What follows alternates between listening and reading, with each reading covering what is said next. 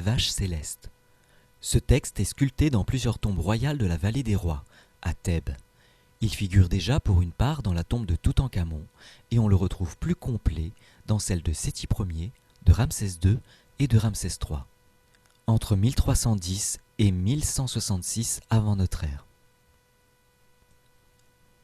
Clémence et lassitude de Ra, ou le livre de la vache du ciel. Après que le Dieu qui était venu à l'existence de lui-même fut demeuré le roi des hommes et des dieux, qui constituait alors une chose unique, il advint que les hommes se mirent à comploter contre Ra. Or, sa majesté Ra, puisse-t-il être vivant, prospère et en bonne santé, vieillissait. Ses os étaient d'argent, ses membres d'or, ses cheveux en lapis-lazuli véritable. Sa majesté eut alors connaissance des complots qui étaient tramés contre lui par les hommes. Aussi dit-il à ceux qui étaient en sa suite, « Que l'on appelle pour moi mon œil Chou, Tefnout, Geb et Nout, en même temps que les pères et les mères qui demeuraient avec moi alors que j'étais encore dans le Noun, en même temps aussi que mon Dieu Noun, et qu'il amène son entourage avec lui. Tu les amèneras en secret, de façon que les hommes ne les voient pas, et qu'ainsi leur cœur ne prenne pas la fuite. Tu iras avec eux vers le palais, afin qu'ils me donnent leurs conseils, depuis que je fus soulevé, alors que je marchais encore dans le Noun, jusqu'au lieu où je vins à l'existence, ces dieux m'aidèrent. » Ceux-ci, parvenus à ses côtés, se prosternèrent alors en présence de sa majesté. Il fit un discours devant les pères anciens, lui qui avait créé les hommes, le roi du peuple. Et les dieux répondirent à sa majesté, « Parle-nous jusqu'à ce que nous comprenions cela. » Ra dit à Noun, « Ô Dieu du premier temps, qui je vins à l'existence, ô les dieux primordiaux, voici que les hommes issus de mon œil complotent contre moi. Dites-moi ce que vous feriez à l'encontre de cela. Voyez, moi je cherche, mais je ne veux pas les tuer tant que je n'aurai pas entendu ce que vous pouvez me dire à ce propos. » La majesté de Noun dit alors, « Ô mon fils Ré, Dieu plus grand que celui qui l'a créé, plus valeureux que ceux qui l'ont façonné, ton trône est bien établi et grande est la crainte que tu inspires. Que ton œil, donc, soit envoyé à la rencontre de ceux qui complotent contre toi. » La majesté de Ré dit, « Voyez-les, s'enfuyant déjà vers le désert, leurs cœurs effrayés à cause de ce que je vais leur dire. » Ils répondirent à sa majesté, « Fais que ton œil s'y rende, et qu'il les abatte pour toi, eux qui projettent des actions viles. Il n'existe pas d'œil supérieur à celui pour les frapper à ta place. Qu'ils descendent sous la forme d'Hathor. » La déesse se rendit donc au désert, et elle massacra les hommes. La majesté de ce Dieu dit alors, « Bienvenue en paix, Hathor, qui a accompli l'action pour laquelle je suis venu ici. » Cette déesse répondit, « Aussi vrai que tu vis pour moi, j'ai eu pouvoir sur les hommes, et cela fut doux pour mon cœur. » La majesté de Ré dit, « Ainsi je vais reprendre pouvoir sur eux, en ma qualité de roi, en ayant diminué leur nombre. » Alors se manifesta la puissante, la brasseuse de la nuit, qui traversa sur le sang des hommes depuis Héracléopolis. Ra dit encore, « Que l'on appelle pour moi des messagers rapides et pleins de hâte, et qu'ils se dépêchent autant que l'ombre vers le corps. » Ces messagers furent aussitôt amenés, et la majesté de ce Dieu dit, « Qu'ils courent jusqu'à Éléphantine, et qu'ils me rapportent de grandes quantités de didi. » Le didi est une substance qui rougit, probablement de l'ocre rouge. Or, on lui rapporta ce didi. La majesté de ce grand Dieu fit alors que le bouclier qui est dans Héliopolis brassa ce didi. Cependant, des servantes écrasaient l'orge comme pour faire de la bière. On plaça alors le didi sur ce mélange, et cela prit l'apparence du sang des hommes. On fit 7000 cruches de cette bière, et la majesté du roi de Haute et de Basse-Égypte, Ra, alla avec les dieux pour voir cette bière. Alors l'aube se leva pour le massacre prévu des hommes par la déesse, durant les jours de la navigation vers le sud. La majesté de Ré dit, « Comme cela est bien, je vais pouvoir protéger les hommes contre elle. » Il dit encore, que l'on transporte de la bière vers le lieu élevé où les hommes devraient être massacrés. La majesté du roi de Haute et de Basse-Égypte, Ra, s'était levée tôt, durant la pleine nuit, afin que soit répandu ce liquide qui fait dormir. Alors les champs furent recouverts de 3 palmes de ce liquide, grâce à la puissance valeureuse de la majesté de ce Dieu. À l'aube, lorsque vint la déesse, elle trouva tout inondé. Mirant son visage dans l'eau, elle le trouva beau. Alors elle but, et cela fut agréable à son cœur. Puis elle partit, ivre sans reconnaître les hommes. La majesté de Ra dit alors à cette déesse : « Bienvenue, en paix, gracieuse. » Et les belles apparurent dans l'Imaou. La majesté de Ré dit à l'égard de cette déesse : « Que l'on fasse désormais pour elle un liquide qui endort au moment de la fête de l'année, et que l'on assigne de faire cela à mes servantes. » Et il advint que cette fabrication du liquide qui endort était aussi dans les attributions des servantes à la fête d'Hathor, et pour tous les hommes depuis le premier jour. La majesté de Ré dit alors à cette déesse Hathor : « Existe-t-il donc un mal qui puisse atteindre la flamme, le soleil ? Une maladie ? Car voici qui est venu pour moi le temps de la fatigue. » Il dit encore : « Aussi vrai que je vis, mon cœur est las, très las de demeurer avec les hommes. J'ai voulu les tuer, mais je ne l'ai pas fait. Leur petit nombre, désormais, ne m'intéresse plus. » Les dieux qui étaient en sa suite répondirent : « Ne sois pas fatigué, ne sois pas las, car tu es toujours pouvoir sur ce que tu désires. » La majesté de ce Dieu dit alors à la majesté de Noun : « Mes membres sont faibles pour la première fois, je ne marche plus à grands pas lorsqu'un autre cherche à m'atteindre. » La majesté de Noun dit alors : « Ô mon fils chou, que ton œil soit pour ton père sa protection. Ô ma fille Nout, place-moi sur ton dos. » Nout répondit : « Mais par quel moyen, mon père Noun ?» dit-elle. Nout alors se transforma en vache, et la majesté de Ra fut placée sur son dos. Les hommes purent le voir sur le dos de la vache, et ils lui dirent : « Nous terrasserons tes ennemis, et ceux qui complotent de faire cela, la rébellion. » Cependant, sa majesté procéda vers le palais sur le dos de cette vache. La terre alors était dans les ténèbres lorsque la clarté apparut, à l'aube. Des hommes étant sortis, porteurs d'arcs et de bâtons. La majesté de ce Dieu dit : « Le mal est derrière vous, massacreurs, abstenez-vous du massacre. » Puis il dit à Nout : « Place-moi encore sur ton dos, afin de m'élever. » Mais qu'est-ce donc ?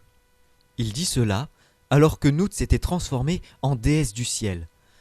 Alors la majesté de ce Dieu supplia instamment : « Éloigne-moi d'eux, élève-moi afin cependant que l'on me voie, bien qu'étant éloigné dans l'empyrée. » La majesté de ce Dieu, ayant regardé en elle, Nout, le ciel, elle dit : « Ah, si tu pouvais m'équiper au moyen de choses nombreuses !» Par la parole efficiente, Ré va équiper le ciel avec des campagnes et des étoiles, achevant ainsi et perfectionnant sa première œuvre, le ciel étant en effet conçu à l'image de la terre, avec des villes et des campagnes, fleuves et murailles. Le Dieu dit : « La campagne est paisible ici. » Alors apparut la campagne des offrandes. « Je planterai des végétaux en elle. » Ainsi apparut la campagne des roseaux. « Je vais les doter de toutes choses, et notamment d'étoiles étincelantes et toujours renaissantes. » À ce moment, Nout se mit à trembler grandement, à cause de la hauteur. La majesté de Ra dit alors : « Ah, puissais-je avoir des millions pour la supporter !» Alors vinrent à l'existence ces fameux piliers Héhou. La majesté de Ra dit encore : « Mon fils Chou, place-toi sous ma fille Nout, et protège pour moi les 4 Héhous de l'Est et les 4 Héhous de l'Ouest, afin qu'ils vivent aussi pendant la nuit. Place-la, Nout, au-dessus de ta tête, hisse-la. Il arrive qu'une nourrice soit donnée à un fils ou à une fille.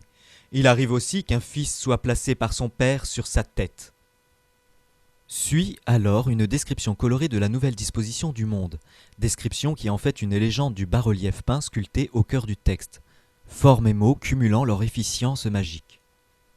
Ce texte est dit sur l'image d'une vache.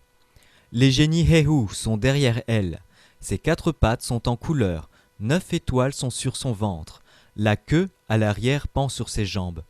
Chou est sous son ventre, peint en couleur jaune, ses 2 bras supportent les étoiles. Son nom est placé entre elles, à savoir Chou lui-même. Devant Chou, à côté de sa main, est la barque sacrée, contenant un gouvernail et la cabine. Le disque figure sur elle, et Ra est en elle. Même chose derrière lui, à côté de sa main. Ses mamelles sont placées au milieu de ses jambes, à l'est. Leur côté est peint en couleur, au milieu de la jambe. Ce qui est dit à l'extérieur. Je suis moi, je ne permettrai pas qu'ils agissent, en écriture rétrograde. Ce qui est dit sous la barque et ce qui est dit à l'avant. Ne sois pas fatigué, mon fils, en écriture rétrograde. Ce qui est dit. Ton état est comparable à celui de la vie éternelle. Ce qui est dit là. Ton fils est en moi. Puisse la vie, la santé et la prospérité être destinées à cette tienne narine sacrée. Ce qui est dit derrière Chou à côté de sa main, ce qui est dit. Protège-les. Ce qui est dit derrière lui à ses côtés en écriture rétrograde, ce qui est dit. Ma'at, je suis chaque jour assurément. Ce qui est dit sous le bras de cette figure qui est sous la jambe de l'Est, ce qui est dit derrière elle, ce qui est dit. Toutes choses sont scellées. Ce qui est sur sa tête, sous la partie postérieure de cette vache, ce qui est entre ses jambes, ce qui est dit. Puisse sa sortie s'accomplir, celle du soleil de l'aube hors du corps de la vache peut-être. Ce qui est derrière les 2 figures, les Héhou de l'Est. Ce qui est entre les cuisses de la vache et ce qui est au-dessus de la tête de ces figures. La vieillesse, texte perdu. Que l'on prodigue des louanges, texte perdu. Ce qui est sur la tête des 2 figures, les Héhou de l'Ouest, ce qui est entre les pattes antérieures de la vache, celui qui procrée, celui qui écoute, la puissance de l'empyrée.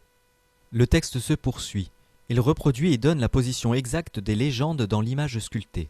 Ces légendes évoquent brièvement les actions écoulées, leur sens est un peu obscur, cela souligne parfaitement l'efficience conjointe qui, pour les Égyptiens, émanait de l'image et du verbe.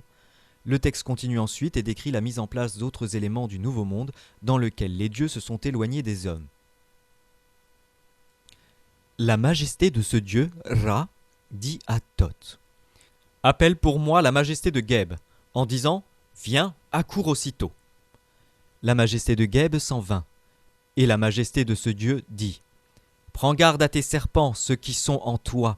Ils m'ont craint depuis que j'existe, mais tu sais aussi qu'ils peuvent être utiles.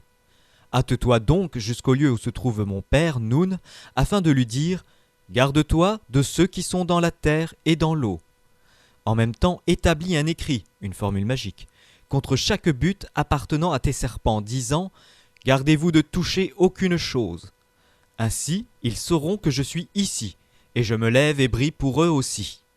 Leur création demeurera sur cette terre durant le temps infini. Garde-toi encore de ces fameux charmes magiques que leurs bouches connaissent, car vois, le dieu magie lui-même est en eux. Mais celui qui le connaît, c'est toi. Moi, je ne me lasserai pas de la hauteur survenue devant moi. Aussi je les assigne à ton fils Osiris, qui protégera leurs petits et qui rendra oublieux le cœur de leurs anciens. Ils seront utiles à cause de ce qu'ils font selon leurs désirs, pour la terre tout entière, grâce aux charmes magiques qui sont dans leur corps. La majesté de ce dieu Ra dit ensuite « Que l'on appelle pour moi Thoth. » Il lui fut amené sur le champ, et Ra lui dit « Vois, je suis ici dans le ciel, en ma place. Depuis ce lieu, moi je vais faire la lumière qui chasse les ténèbres et inonde de ses rayons dans l'au-delà souterrain comme dans l'île de Babat. Toi, tu écriras là et rétabliras l'ordre parmi les habitants que nous avons créés et qui ont commis une rébellion. C'est toi qui repousseras ceux qui ont suivi cet acte mauvais.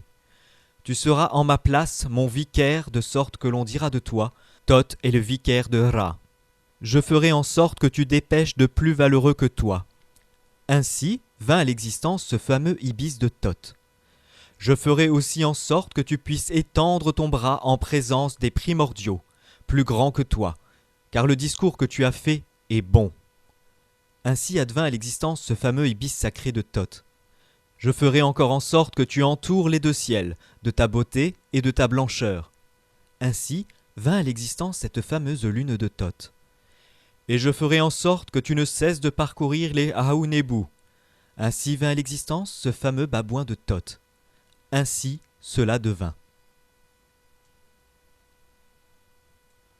Voilà, j'espère que cette lecture vous a plu. N'hésitez pas à me laisser un pouce bleu ou un commentaire. Si mon travail vous plaît, n'hésitez pas à me soutenir aussi sur Tipeee. Le lien est en description. Rendez-vous dans une prochaine vidéo. D'ici là, portez-vous bien. Hotep.